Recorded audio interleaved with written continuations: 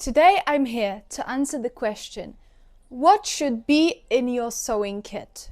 Sewing is a huge part of my life, and I've been doing this for many years. I would like to share with you what I've been taking with me during my study years, or what I'm using now. I would like to tell you which tools I find essential, and also show you some optional ones which might make your work easier. Starting from fabric scissors. This is just a must-have. I mean, how can you cut fabric without them? Using normal scissors will definitely be less efficient, and they're designed to be very, very sharp to cut through most types of fabric. I think I speak for all sewing people when I tell you to never use your fabric scissors on anything else. Reserve them for your fabric, because otherwise using them for anything else will just make them less sharp, and you need them to stay very sharp. For anything else, for example, cutting out my patterns, I have these everything scissors. I literally use them for everything. Sometimes I even use them for cutting out fabric. And they're also much lighter, which makes it easier for me to carry them around. But we also have these little ones. What can they be used for? I use them to cut threads, seam allowances, for example, for French seams or flat fill seams. They can be very, very helpful. You can even use them to cut the buttonhole inside once you stitch it. But actually for that, I would recommend the seam ripper. I think this is a universally hated object. If you have to use the seam ripper, that means you messed up your work. And I'm pretty sure that no one likes to undo their work. I do have to admit that sometimes I'm so distracted that I do make mistakes and I have to undo them, and it doesn't feel good. It's necessary. I should probably mention these, the snips.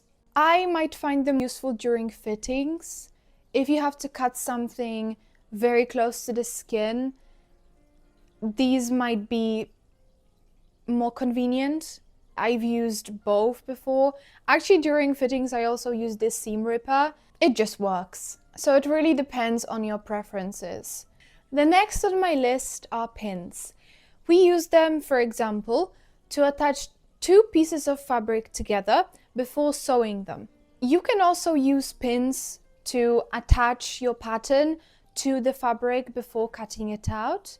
It just prevents it from moving. There is actually a lot of types of pins. These are mostly plastic head pins, but you also have glass head pins, which can be very useful if you need to iron something and you need to keep the fabrics together when doing that, so they will not melt like the plastic might. There are also stainless steel pins, which I kind of use interchangeably with all of these, but when it comes to hand sewing, I do use the stainless steel ones. They just don't get in the way so much. You might have also noticed my cute little pincushion. It has these embroidered flowers. I think it's also made from wood. On the back you can also see that it was hand embroidered and worked in pure linen.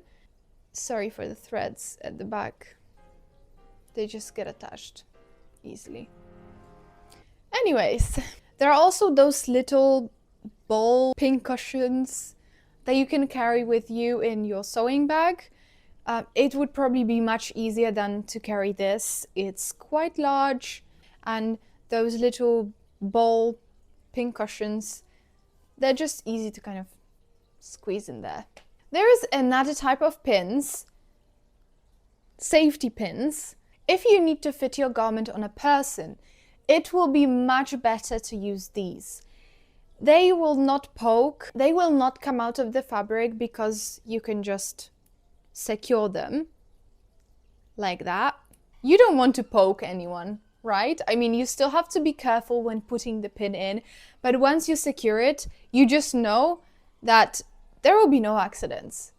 Also, once you fit the garment on a person, you can take it off and the pins will stay in place. If you just put the straight pins, like the plastic head pins or stainless steel pins, they might come out So if you haven't marked your pattern well, that will be an issue. Moving on, we have needles. It is very important to have different types of needles. You should have some longer ones, some shorter ones, which are perfect for hand sewing, ones with a small eye and a bigger eye. So the ones with a smaller eye you would generally use for normal threads. But if you need to sew something with a thick thread or yarn, you would definitely need a needle with a big eye. A thick needle with a big eye is called a tapestry needle. I don't have it near me at the moment, but here's the picture. They can be very useful if you work with a knitted fabric or knitting or crocheting in general to, for example, finish off your ends. If I'm to be completely honest with you guys, I don't carry my needles because I need such a variety of them. I usually use exactly the same ones, but I am one of those people that lose everything. I can put it somewhere for a second and then the next moment it's gone and I have no idea where it is. So you can probably imagine the same happens with my needles, which is probably very dangerous, but I have only stepped on a needle once, so I call it a success. Now, if we have needles, we also need threads. And it's a good practice to carry different colors of them, because you might find yourself sewing something light or something dark. If you're working on a project already, you will know which colors you need. But it's also really good to carry with you some threads for quick repairs. I usually just stick to white, black, and cream, although somehow pink found its way to my sewing kit. I'm not sure why. It's just there, hanging around. Since we mentioned threads, I need to mention wax. This is a piece of beeswax. I think there are several types of wax as well you can get in a shop, but I just do like beeswax. It smells nice.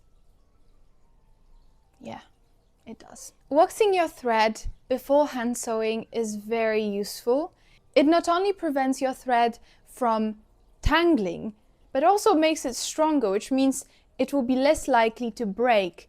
And I'm pretty sure so many of you must have experienced this moment when your thread tangles and you have to cut it because you just cannot untangle it. And then you have to secure it again and start sewing again. Or maybe that moment when at the end of your sewing, it just breaks. That is just so annoying. So I do recommend wax. It helps so much. Since I mentioned fittings before and making patterns, I also need to mention the measuring tape. Please put it in your sewing kit. And also, if you want to look fancy, you want people to know you as that sewing person, put it like that. It's so in fashion. It screams, I'm a seamstress, I'm good at sewing. Do that, you'll see. Having a tape measure means that you can take measurements at any time, and you will need that. If you want to make your own pattern or alter a pattern that you already have to fit a person that you need to make the garment for, you will need to take their measurements. And how do you do that? With a measuring tape. Measuring tape can also be very useful when drafting patterns. Usually you would use a ruler or a Patternmaster, which I will show in a second. But if sometimes you have to mark the seam allowances, this can also be very helpful. Or if you need to measure some distances and you don't want to drag your Patternmaster or ruler all over the table, you can use the tape measure. Is there anything else I need to mention about the measuring tape? No, I think that's just that. Just have it with you. Masking tape. Why might you need masking tape, you ask? Well, if you're drafting a pattern, if you're making a pattern, this will be your friend. You might have to stick two pieces of paper together, two pieces of pattern together, and this works like a charm. Also, not many people know that it also sticks to calico. So if you drape your pattern directly on a person or a mannequin, then you can stick some dots together or some pleats and it will hold. You can also write on the masking tape. If you, for example, roll your pattern to transport it, you can stick it with the masking tape and write the name of the pattern on it so that you're not confused what kind of pattern it is. I have these mystery rolls of patterns in my room, in my working place, and I just don't know what to do with them. I haven't marked them and they're just there for a couple of years. I have no idea what to do with them, and I'm too lazy to unroll them at the moment, so they'll just be there for another couple of years. Have the masking tape. Save your patterns. Tracing wheel. This will be your friend. This will be your friend. Repeat after me. You need that. You need this guy. If you drafted your pattern and you want to transfer it onto the fabric so that you can cut out the fabric and make up your garment, you will find this tool very useful. To transfer your pattern onto the fabric, you'll also need the carbon paper. As you can see, it was very much used. If you put your fabric on top of the carbon paper and then your pattern on top of the fabric, ideally weighed down with weights or pinned with the pins, and then you use this to just trace it around, it will leave marks on your fabric. Not permanent, temporary, but it will help you so much when you're sewing. These will be your guides. So I do recommend having both carbon paper and a tracing wheel because it just speeds up your work. You don't have to mark anything manually. You just trace that around and done. I mentioned weighing down your fabric. You can weigh down your fabric when you need to cut it out or when you need to trace the pattern, but what do we use for that? Well, the answer is fabric weights. These are just weights that you put on the fabric and it weighs it down. I think it's pretty much self-explanatory. So there are different types of weights. I also have these ones, which are little triangles like that. And I use them as well. I actually have quite a lot of those. But these ones are flat. They're a bit heavier as well. So I definitely prefer them when weighing down the pattern on my fabric. Now, for the next marking tool, chalk. You will need chalk if you need to mark something directly on your fabric. For example, if you don't have the carbon paper and the tracing wheel. This mysterious guy. Dust. I do use it a lot, but ta-da! This is a Patternmaster.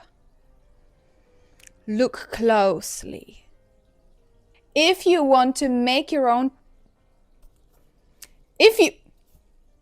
what is it with me? If you want to make your own patterns, you will need this guy. It is just so helpful to draw the curves. You also have those holes. You can, I suppose, measure the buttons. And also this for buttonholes. And of course, a ruler. This is a 0.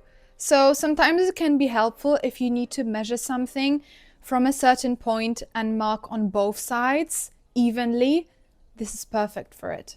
The sun is again in my eyes. Excuse me if I'll be like this. Okay, now you also have an angle. Very good. Again, for patterns. And this curve, beautiful.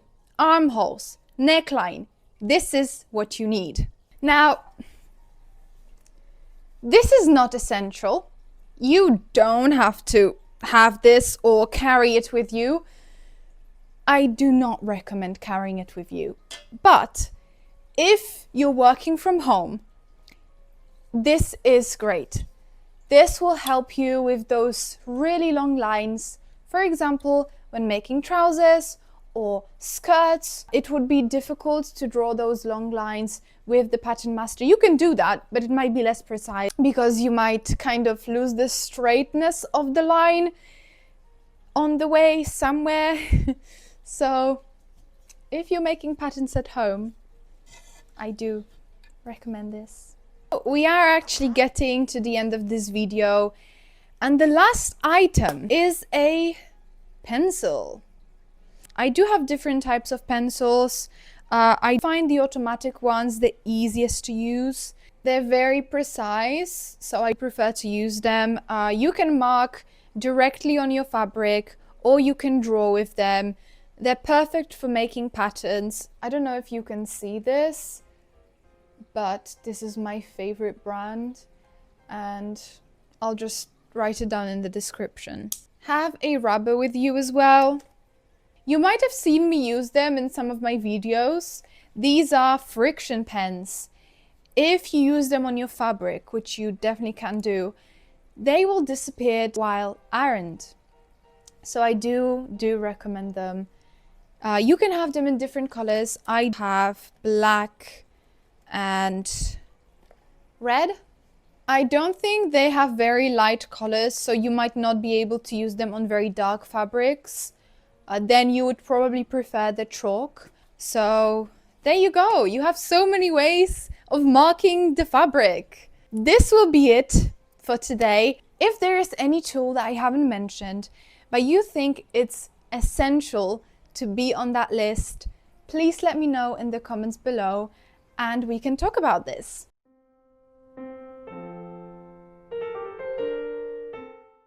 It might also be a good time to mention that when I hit 500 subscribers, I'm planning a giveaway. If you want to participate in that giveaway, please follow me and look out for more information in my next videos. Bye! Oh my god, this is so bright. I cannot see anything. Ugh.